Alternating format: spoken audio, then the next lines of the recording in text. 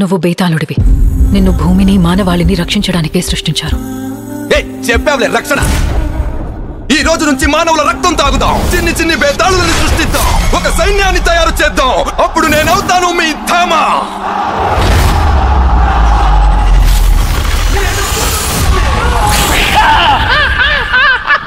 Sir అసలు మీరెవరు? నేను నీలాగే విధి చేతుల్లో బలైన ఎన్నో ఏళ్లుగా బందీగా ఉన్నాను. సార్ నాకు ఇక్కడ తడిసిపోతుంటే మీకు ఈ టైంలో ప్రాసం అవసరమా చెప్పండి? ఒక్క నిమిషానికి నీకు ఇంత తడిచిపోతే ఇన్నేళ్లుగా నాకిన్నిసార్లు తడిచాడు.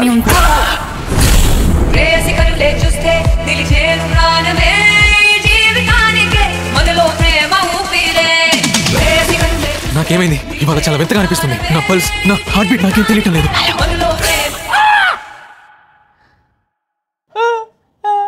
ఇప్పుడు నేనేం చేయాలి? నా లైఫ్, నా అంబిషన్ అన్ని పోయినట్టే. సాంబార్ రైస్ ఎలా తినాలో చెప్పు. నాటకాలు ఆడుకు, నీకేం కాలేదులే. ఇదంతా క్రేజీగా ఉంది. ఏదో తేడాగా ఉంది. వీడు నా కొడుకు కాదు.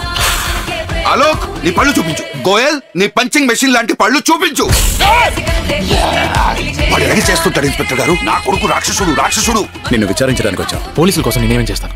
ఏం చేశారో చెప్పండి. విక్రమార్కుడు సినిమా 8 సార్లు చూశాను సార్. నేను వెళ్ళక తప్పదు అలోక్. నా కారణంగా నువ్వు కూడా ప్రమాదంలో పడతావు.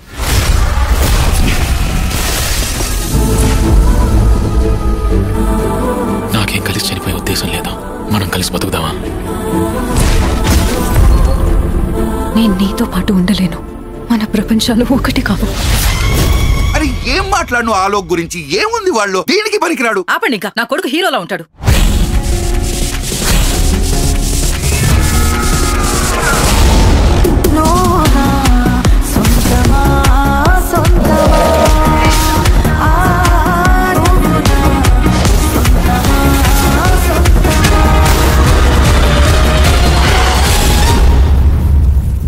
Don't worry, son.